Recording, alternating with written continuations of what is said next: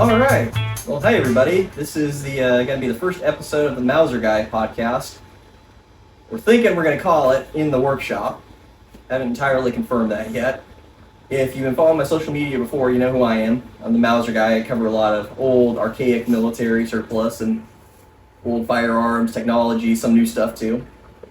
We're currently in my workshop, thus the working title. Go ahead and introduce yourself, Isaac.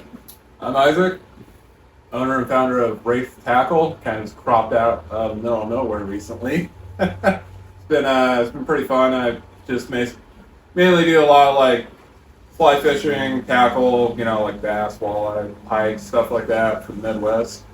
And it's been really fun lately. Currently one of the friends of the Mauser Guy. Yep, and together we have two companies. So we have Patterson Arms Company, which is my company for design and parts. And then we have ATF, Anderson Tackle and Flies. Yep. We're both co-owners of both companies. We have an overarching company known as A&P Outdoors that we're working on putting together. Legally not established, but working toward it. Probably, we'll work out the paperwork, probably drop it in 2027. It's probably the best timeline for it. Yep, we're still a little ways out. Still a lot of stuff going on, having to learn, having to work our way through a lot of things. We're not business school graduates by any means, so this is all new to us. Social media stuff is fairly new to us. I've been on Facebook for a little bit now, kind of pushing the Mauser Guy thing, but I just started last week. Yeah, so a little bit new, a little bit not new, here and there. Well, for today, besides smoking some cigars and drinking some whiskey, we are going to talk about some surplus stuff. Things that are currently on the market, things you can grab. Some are easy to do, some are hard to do. Some you have to build it yourself, projects. Get things like a box of gun. A lawnmower's gonna be a fun recording noise for you to edit. Yeah. That's fine. If you're wondering, my neighbor is currently mowing his lawn, so you might hear that in the background every so often. So early on, we don't have a studio yet. We've got the shop, that's it. So we're trying, but there's only so much we can do at this time. Anyway, you didn't even talk about box of gun. So things like this, when you find on the market, these sent me LC parts kits that just hit a little bit ago. Sitting around 150 bucks or so, but they're not exactly easy to build. You need to have some machining and some welding skills. You gotta have a press to press the receiver flats, or sometimes you can have a shop build them for you. It's not gonna necessarily be cheap, but you're still gonna run probably under $1,000 building these things. These are neat because they're 5.56, and they use standard AR mags versus something like, say, the C93 Century clones for the HK93 rifles, where they have to use those magazines, the C93 mags or the HK93 mags, and they're a little bit more expensive. But You actually put Gen 3 P mags in there? I don't actually know. I haven't actually put one of these together yet to know. So that's going to be something we'll probably have to try. We'll have to do an on the range day. We'll get some film footage of that. I mean, we both Might have. be tight, but How many Gen 3 mags just laying around? yeah.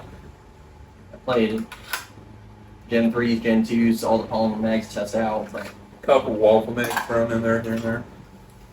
something else that's on the market might be a little bit more in people's price ranges. Tend to be rifles like these guys. So here we've got a Carcano. This one is going to be one of the cavalry carbines. These guys you can find them for, depending on condition, what retailer. For a while they're sitting at around 200. They might be a little bit more by now.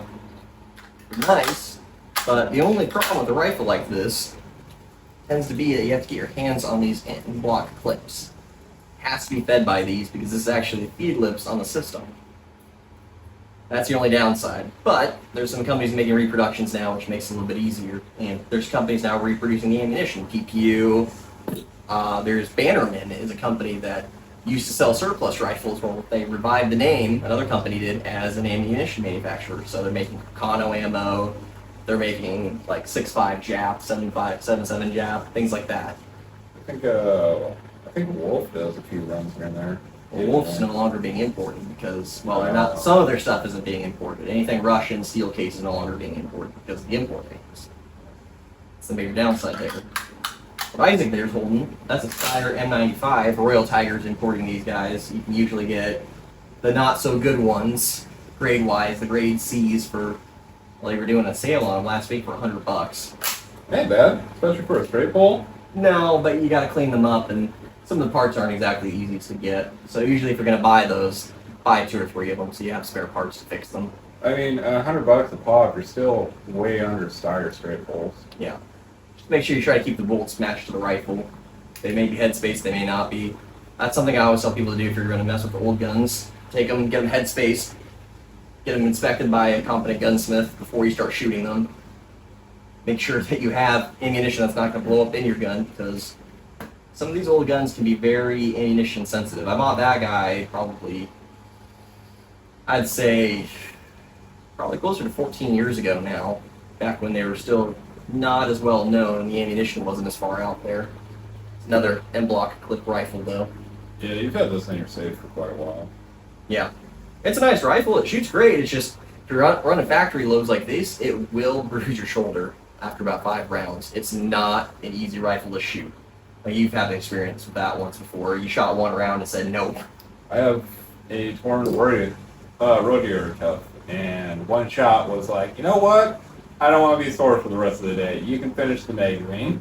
Yeah. Yep, some of these rifles can kick pretty hard. That one specifically, I don't know what the heck they put into that factory load, but it definitely was not. It's like 45-70, but punches harder somehow. It is weird. Well, this is not an 8mm round, so Yeah, that did. it's not overly surprising that it kicks hard, but that's just one of those things where there's no good explanation for why they loaded it the way they did that I can find myself. At least it ain't slap, so it's all good. Couldn't count slap. Yeah, good luck finding those rounds, though, dude. Good luck finding any slap rounds currently. I think you can still find 30-06 slap rounds made. They don't make them anymore, but they are. You can find them on the old ammo markets. Yeah, I was gonna say they're made in like 50? No, they're more modern than that. They're the 70s, 80s.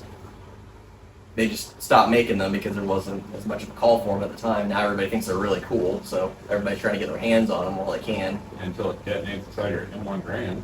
They won't. I would not shoot them out of an M1 Grand. They're designed for generally bolt actions, I believe, but Oh, like Springfield? I wouldn't even shoot in Springfield. I would shoot it in a modern 30-06 if you're going to shoot it at all. It's worth more as a collector's item than it is as an actual shooting round, though. It surprised me. It's like finding 30-06 AP on market. Yeah, where it's like, so in a case of like this, these are original Carcano rounds that I actually took and reloaded to do some testing with. I equivalated the powder out to figure out what it would be equivalent to with modern powder. I replaced the casing and the primers. Wait, those are the OG mind-blowing rounds? I mean, there's probably been a few minds blown by these, but not the specific loading. I mean, I believe JFK's mine. Once. 3 times. Well, the first one blew his mind. After that, it was just extra sparkle. Yeah, I'd be warned about some of our jokes. Anyway, What? moving back to M-block clips. What was your profession before all this? Well, yeah, Marine Corps, so marksmanship, yes. The fucking dark humor. Yeah. Dark humor is pretty prevalent in the military. I'm gonna guess that most people are watching this show pretty much know that. If you're watching this stuff, you're probably into old military stuff or you're military yourself, so you're gonna get some of this humor. Some people won't. That's fine. If your butt hurt, you'll find something else to watch. Or you just found us randomly at 2 a.m. doom scrolling Facebook. My kind of people. Or YouTube shorts, because I'll probably make some shorts out of these. Hey, there you go. Weird that you'll be wearing my shorts, but you know, I wear my own shorts. I wear my shorts. Don't make me go get the Ranger panties. I don't need to see 007 today. I don't need to see 007. You don't want to see the twigs and berries? Nope. No, I do not. You sure? Could be like a raspberry bush down there and you just wouldn't know it. It's Thomas's birthday. Go put him on. Ooh, oh boy, yeah. Well, we're gonna bring that into this. That's a whole different thing. And you'll meet Thomas, our buddy, eventually. He'll be on one of these podcasts. Hopefully you'll meet the whole gang, but we'll work there. The gang commits war crimes. God, the gang, part of the gang has already committed war crimes. Allegedly. Allegedly. And I mean, we do have a bayonet right here. Yeah, but it's not. Is it triangle? Yeah, it is triangle. There you go. There's a war crime for you. I don't think it's actually a war crime at still. I just think it was like discontinued because they realized how bad it looked. Yeah, you can't like suture it. Well, that, and I think they realized how bad it looked on the international stage to use a bayonet like that. I mean, it can't be any worse than 12 gauge buckshot. I think it might actually be worse than 12 gauge buckshot. Nothing beats 12 gauge buckshot on Wow, just 12 gauge buckshot, dude. close quarters. Yeah. I'd rather get shot by 12 gauge buckshot than a stab by a bayonet. Okay, you got me there.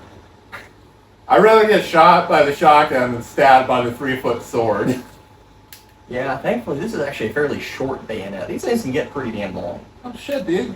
I mean, even on some of these surplus rifles that you can find those ones like the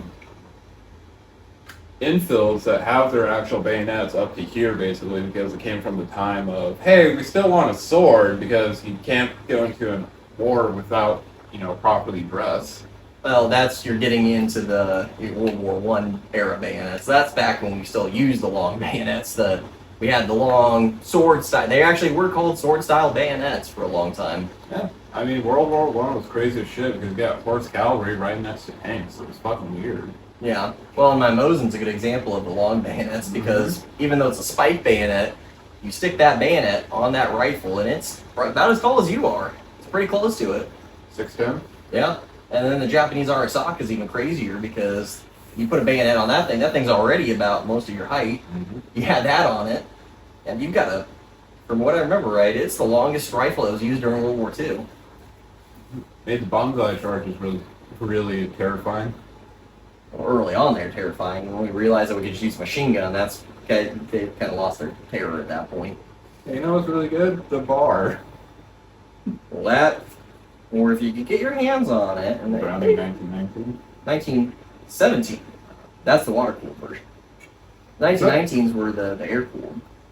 Is the water cool like the Maxim that just had that big fuck you tank on there? Yeah, it has a big jacket on it, the water jacket, where it evaporate out.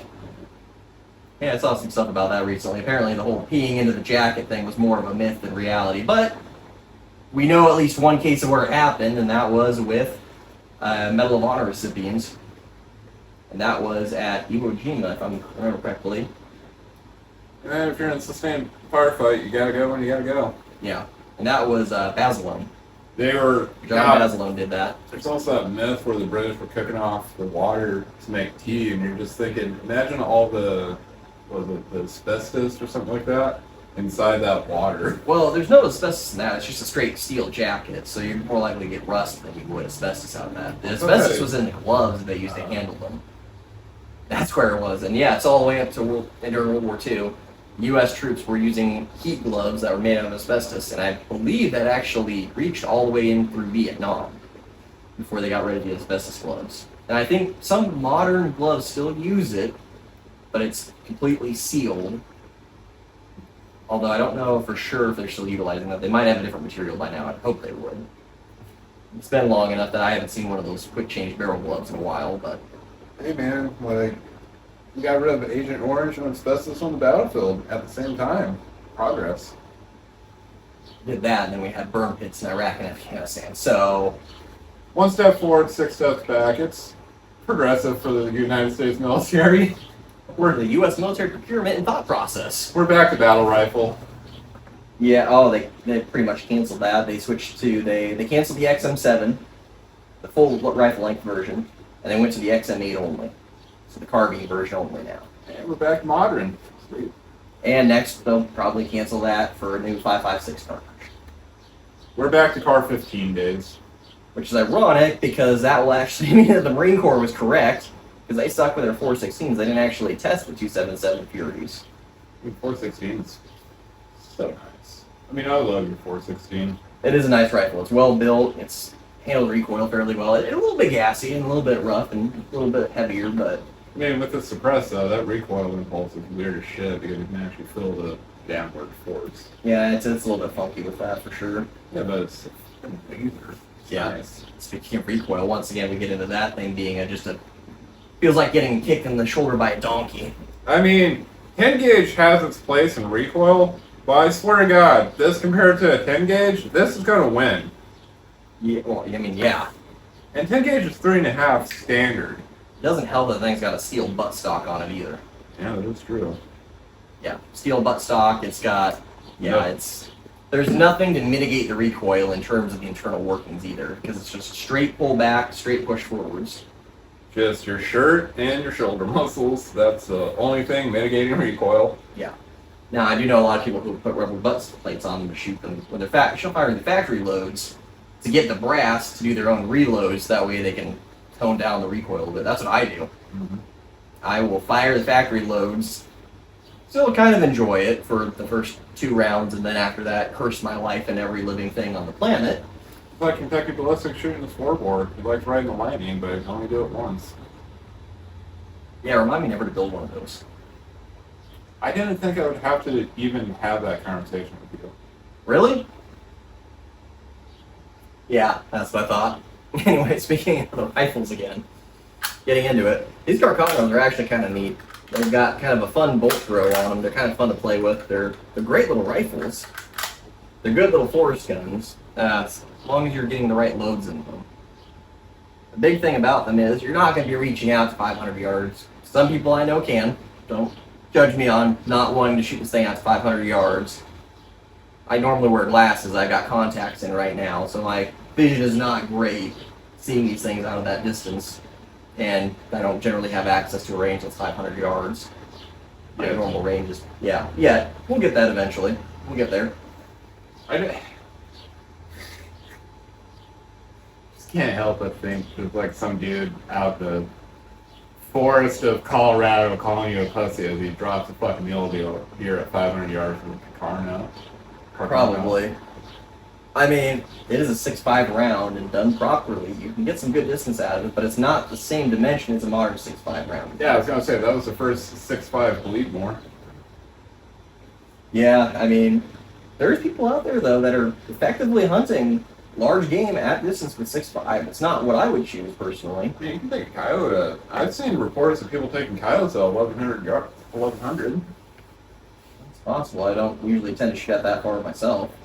Usually with these guys, I'm shooting anywhere between 100 to 300 yards. Is kind of my standard. I mean, the iron sights on these are designed for like 200 to 300 yards, depending on which setting you have them on. Like this guy's got this flip over ladder here. I'll let you kind of get a little bit more distance on it. But as soon as you flip it over, the lowest setting is 600 yards on this thing, which I don't plan personally to take that out to 600 yards.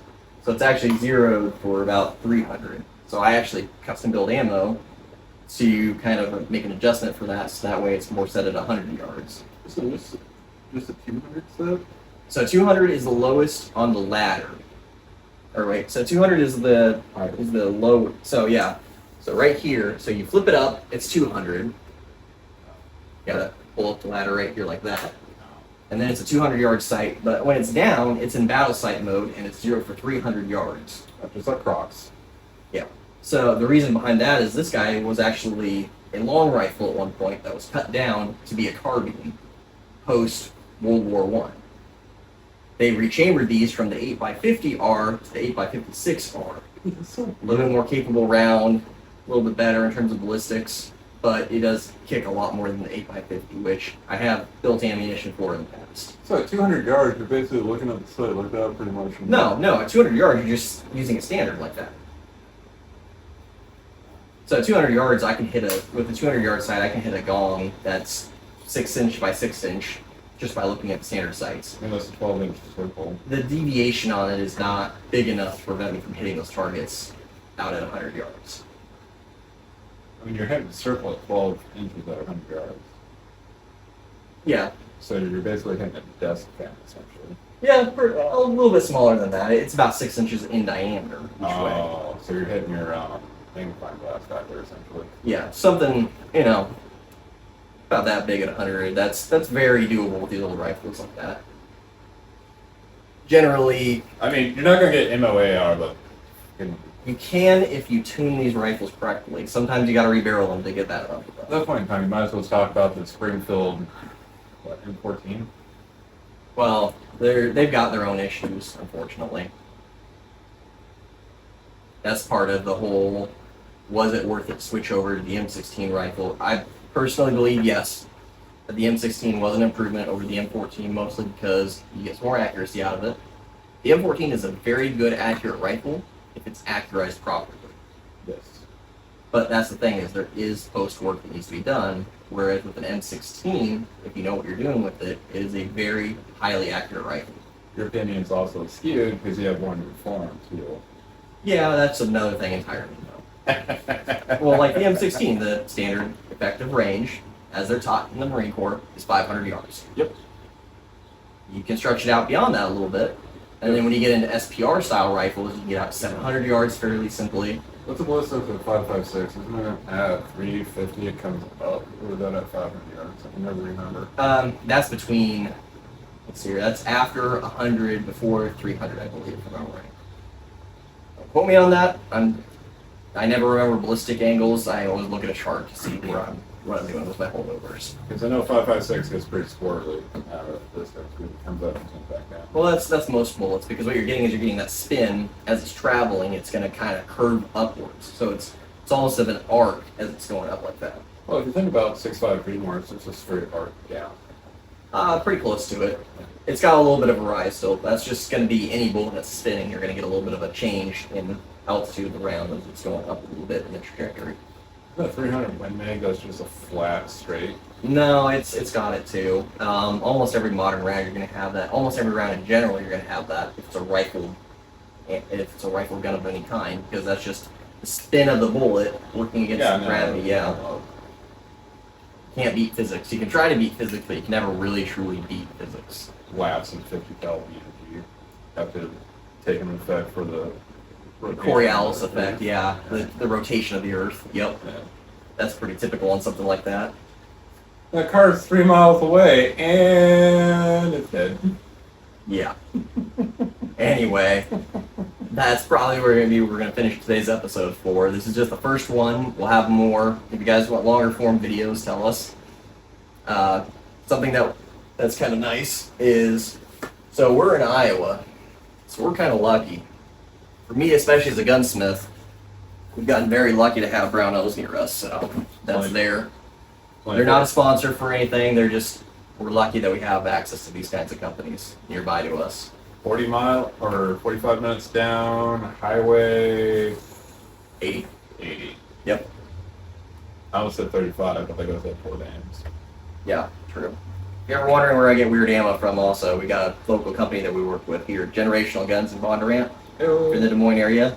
He stocks 8mm Labelle ammo, for God's sake. So if you need weird ammo, you can talk to him. You can get pretty much anything you could ever need. My only sponsorship is my W-2, so... I mean, yeah, we're sponsoring ourselves. This is all made with our own money and our own time, so... Unfortunately, we're not lucky enough yet to have any sponsorships, but we get our cigars from the Iowa Cigar Company here in Des Moines as well. If you do want to sponsor us by giving us money anyway, probably the best way to do it is to jump on the Redbubble store that I have, and you can get like the Surplus Soul shirts that we've got, a few other things, some stickers, some other stuff that kind of helps fund some of the crazy stuff that we do around here and planning to do. Incredibly weird R&D for Will.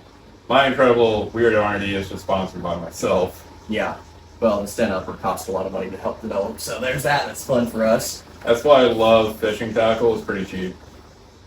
Yeah, you got the cheaper end of all this. I'm smart. I had to buy a mill today, and that was not fun in terms of money. So thankfully, I'm able to work out the deal with the guy that I'm getting it from, so that helps out a lot. Like I said, local stores are all around us. Go to your local gun stores, talk with them, find out some cool stuff, find some cool surplus, get out there. Who's that guy that's just behind us right now? He has some really cool stuff, modern. Oh, JT. Yeah. And jail there on the corner. Yep. But that's going to be it for us for today. And, get out there, keep shooting, buy some surplus stuff, and enjoy it and collect it.